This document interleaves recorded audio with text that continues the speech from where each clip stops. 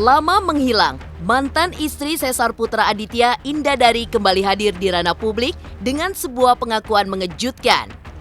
Ya, wanita yang kini aktif dalam berdakwah itu mengaku mengalami teror mistis hingga mengeluarkan muntah darah juga muntah belatung.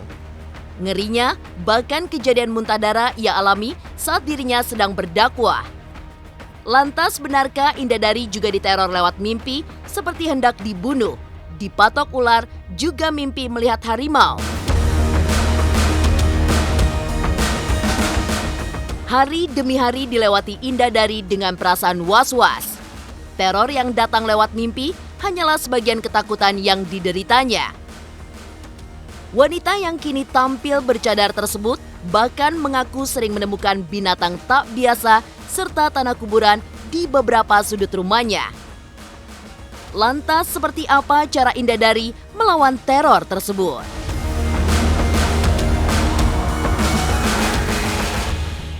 Kendati semua masih tampak kelabu, namun Indadari merasa jika ada hal yang harus ia perbaiki. Diduga teror mistis yang ia alami adalah kiriman orang. Benarkah Indadari berniat bertemu dan minta maaf? Pemirsa, bersama Intens Investigasi, kami hadirkan kabar terkini, terpercaya, dan teraktual. Tetapi sebelumnya, jangan lupa untuk like, subscribe, dan juga share channel YouTube ini.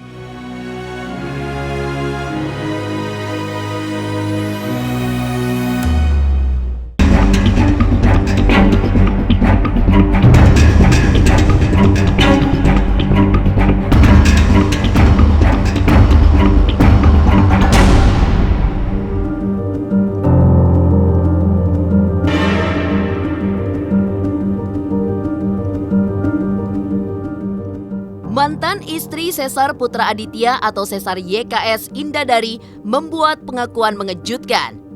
Sempat curhat terlebih dahulu di media sosial, Indadari tak menyangka jika kisahnya bakal heboh di masyarakat luas. Indadari yang belakangan tekun mendalami kegiatan keagamaan serta fokus dalam berdakwah kerap diteror dengan kejadian-kejadian aneh yang diduga kuat merupakan gangguan jin. Selama 2 tahun belakangan, dari dalam mulut Indadari sering mengeluarkan darah kental saat sedang berdakwah atau kegiatan keagamaan lain. Ini memang benar. Dan itu hanya terjadi ketika kalau pas aku lagi dakwah atau aku lagi distribusi sedekah di Project Akhirat Nikah Squad. Jadi aneh aja gitu kan, kok setiap ini, karena kalau di kegiatan lain aku nggak pernah tuh keluar darah yang berasa netes dari atas, dari langit-langit mulut, terus berasa lagi ngomong begini ya lagi jelasin Quran hadis, misalnya lagi nyemangatin orang, kasih motivasi, mulut tuh berasa kayak ada darahnya ya gitu. Tapi aku kan lagi ngomong, aku berusaha tenang ya kan, udahnya tuh ngeludah gitu kan, karena nggak enak. Darahnya kental banget, sekali, 2 kali, 3 kali, setiap dakwah begitu. Kalau lagi distribusi sedekah juga gitu, lagi pengobatan gratis begitu. Pokoknya lagi acara Project Akhirat Nikah Squad aku pasti begitu. Jadi ya mulai curiga gitu, wah nggak bener nih, jangan sampai aku sakit ke suami. Udah coba periksain semuanya gitu, kesehatan nggak kenapa-kenapa, alhamdulillah sehat walafiat gitu. Dan kalau lagi pengobatan gratis kan bareng dokter-dokter juga kan, ada tim medis dari Nikah Squad yang nggak apa-apa gitu, dan itu bukan dari gusi, bukan apa, tapi dicek semua juga normal, sampai nih kayak gangguan jin nih. Sebenarnya udah lama, cuma yang keluar darah ini tuh sekitar setahunan lah, lebih dari setahun, 2 tahunan mungkin. Ya awalnya seperti tersakiti ya gitu, tersakiti karena merasa diganggu. Kadang-kadang kan kalau sihir itu kan menyakiti diri kita gitu, cuma ya kita yang ngerasain gitu, dan itu kan gaib, jadi susah juga jelasinnya ke orang gitu. Dan nggak bisa ngomong sembarangan ke orang, apalagi zaman sekarang udah begituan, kalian nggak ngerasain ya kan. Jadi bisa aja ngomong begitu. Dan memang sihir itu ada, gangguan jin itu ada.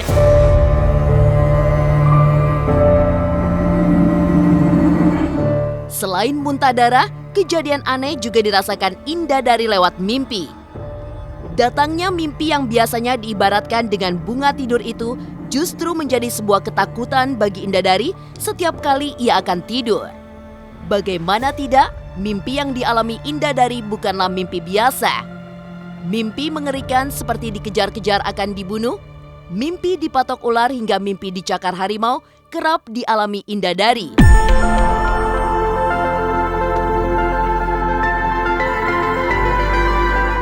Acap kali kejadian di dalam mimpi tersebut, ia rasakan bekasnya di dunia nyata. Ya sebelumnya ada hal-hal yang itu yang mulai banyak binatang-binatang aneh. Terus aku kayak sering biru-biru badan kayak apa ya. Jadi kalau misalnya mimpi dikejar-kejar tuh, dikejar-kejar mau dibunuh di mimpi buruknya, aku berantem gitu, aku lawan apa udahnya aku biru-biru beneran. Nanti aku mimpi dikejar-kejar ular, terus aku dipatok ular beneran gitu. Jadi bekasnya tuh ada gigitan ularnya.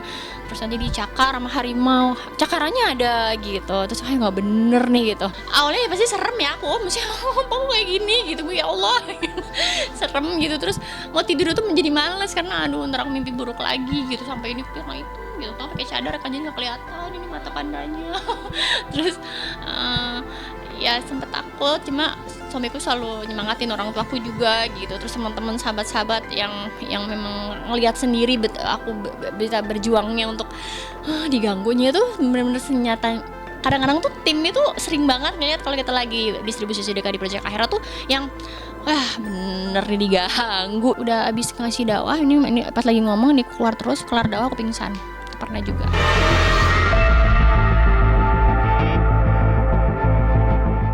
Diteror lewat mimpi, rumah Indadari pun kerap didatangi binatang-binatang tak biasa. Lantas benarkah Indadari pernah muntah hingga keluar belatung? Pemirsa Intens Investigasi, jangan lupa untuk like, subscribe, dan juga share channel YouTube ini. Jangan lupa saksikan program Intens Investigasi 2 kali sehari dari hari Senin sampai Jumat.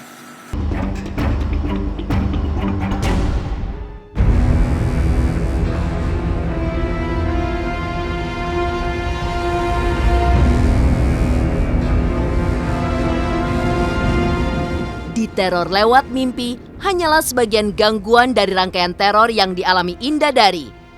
Mantan istri Sesar YKS itu pun kerap menemukan binatang-binatang tak biasa di dalam rumahnya. Berbagai jenis binatang seperti kelabang, lintah, kalajengking, hingga cicak gosong kerap muncul tiba-tiba di rumah. Lebih menyeramkan lagi, Indadari pernah menemukan tanah kuburan tepat di sekitar anak tangga menuju ruangan di lantai 2. Dan inilah sudut-sudut rumah Indadari, tempat ditemukannya hal-hal tak biasa. Gosong yang sering banget ditemuin di rumah ini kan dari distribusi sedekah Project Akhirat sampai rumah ada itu. Karena aku juga nemuin hal-hal janggal tuh, kayak nemuin binatang-binatang aneh di rumah, terus nemuin ya kejadian-kejadian aneh gitu dan mimpi buruk yang kalau akhirnya aku jadi belajar tentang gangguan jin. Kok kayaknya ciri-ciri mimpinya kok aku ada semua gitu, dan udah mulai khawatir, wah jangan-jangan bener aku gangguan jin. Sih sering banget kelabang, cicak gosong. Ini udah berapa hari nemu cicak gosong terus. Atau nih, alhamdulillah hari ini nggak nemu. Mudah-mudahan udah kelar. Ya aku setiap hari selalu berdoa. Mudah-mudahan ini hari terakhir. Jadi gitu kalau udah cicak tuh udah heboh gitu. Karena cicak itu kan salah satu pengantar sihir, dan yang paling sering ditemukan di situ cicak warna hitam gosong, mati jengkang. Itu kalau habis diruqyah rumahnya, atau aku habis ruqyah pasti nemu cicak gosong kebakar. Padahal nggak ada yang bakar, nemu aja gitu. Di sini tuh kelabang, semut hitam gede gitu. Tapi itu cuma 5 doang baris gitu. Dan itu jamnya sama terus dan mencurigakan lah. Kan ini kalau aku mau ke kamar mau makan pasti kan aku lewat sini nih. Nah, di daerah sini yang bisa aku lewatin sini tuh lintah, kalajengking, kelabangnya pernah gede banget. Di sini pernah ada kayak tanah kuburan gitu, kayak dilempar gitu. Nggak tahu dari mana. Jadi tahu-tahu loh kok ada tanah gitu.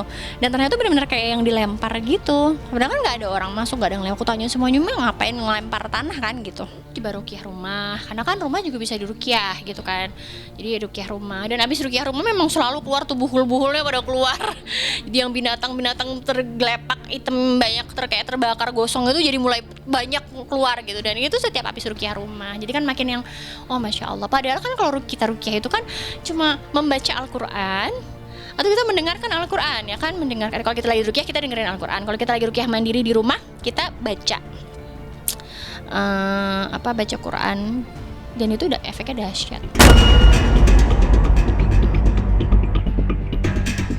Pemirsa Intens Investigasi, tak tinggal diam dan pasrah pada keadaan dengan pemahaman soal agama yang cukup dalam, Indah Dari pun melakukan ruqyah mandiri. Dalam proses ruqyah tak jarang darah keluar dari mulut Indah Dari. Bersamaan dengan muntah darah tersebut, beberapa ekor belatung ikut keluar dan tentunya semakin membuat hati Indah Dari terguncang. Sekalipun demikian, wanita penyuka motif polkadot itu pun tak menyerah dan mengembalikan semuanya pada Yang Kuasa.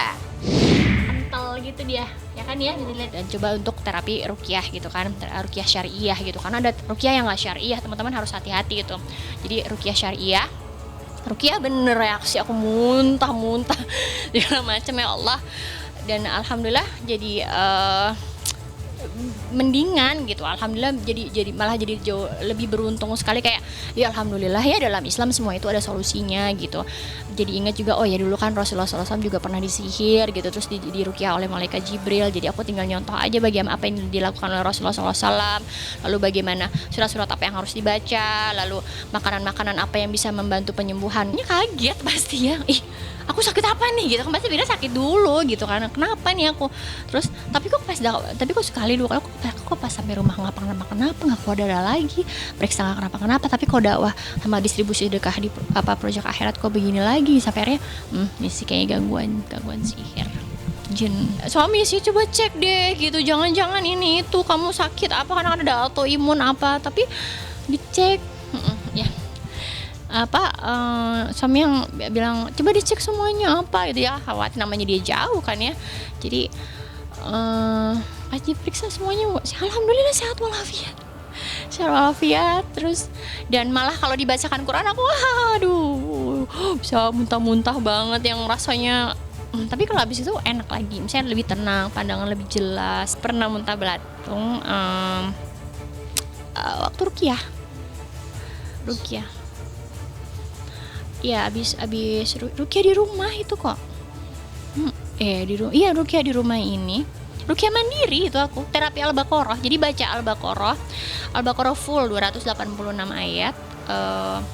Selesai memang diniat sholat dulu, kan kita kalau minta pertolongan sholat dulu, aku sholat 2 rakaat. Waktu itu lagi berat-beratnya, kadang ngerasa banget kayak ya Allah ini berasa banget aku mau dimatiin. Istighfar, sholat 2 rakaat minta pertolongan Allah, ya Allah aku mau ruqyah, tolong keluarkan semua sihir dan jin yang ada dalam tubuhku dan di rumah ini, mohon minta dihancurkan, dimusnahkan, beri kesehatan, kesembuhan. Gitu aku mulai ruqyahnya pakai surat Al-Baqarah full 286 ayat. Habis baca hari itu 2 hari 3 hari muntahnya belatung. Nggak yang banyak gitu, nggak kayak di film-film, mungkin sekitar 5 bijian gitu. Cuma kan harusnya kan kalau belatung kan banyak, itu 5 bijian gitu. Rambut, jadi begitu keluar buhulnya, muntah belatungnya itu aku goyang gitu, jadi kayak ya alhamdulillah keluar buhulnya. Itu langsung aku flash, karena kan aku muntahnya waktu itu di toilet ya, jadi langsung aja alhamdulillah langsung lapor sama Ustadz Nay kan waktu itu yang bantu aku, alhamdulillah gitu. Itu belatung kan jijik, mungkin kamu dibikin biar orang nggak suka apa gimana, tapi nggak usah dipikirin. Jadi alhamdulillah ya Ustadz nasihatin untuk nggak usah dipikirin ya, jangan dipikirin siapa yang ngirim apa pokoknya, dan itu ngebantu aku banget.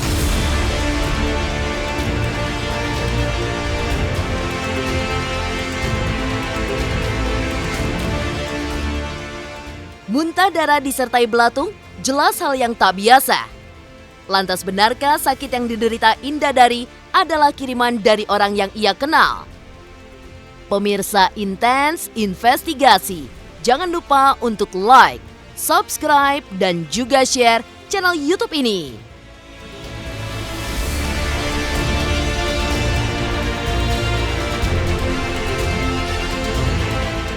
Saksikan Intens Investigasi tayang 2 kali setiap Senin sampai Jumat, pokoknya nonton terus.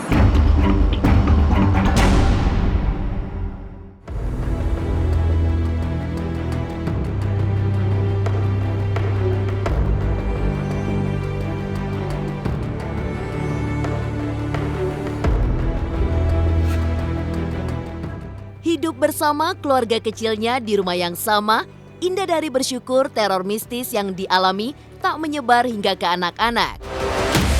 Sekalipun anak-anak sering menemukan binatang-binatang tak biasa, namun Muntadara juga mimpi buruk tak pernah menimpa mereka. Lantaran dirinya sendiri yang mengalami kejadian di luar nalar, benarkah Indadari adalah target teror mistis dari orang yang telah ia kenal? Andaikan teror tersebut adalah kiriman orang, apa rencana Indadari selanjutnya?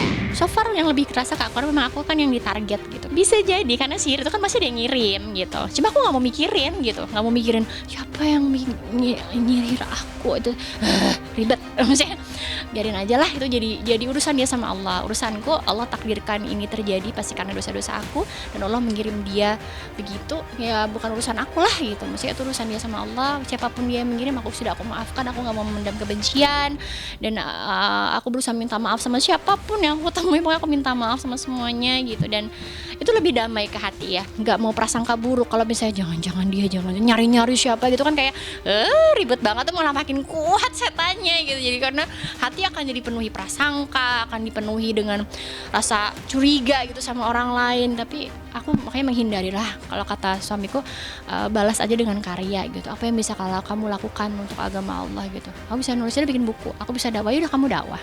Aku bisa bantu distribusi sedekah, yaudah kamu lakukan itu.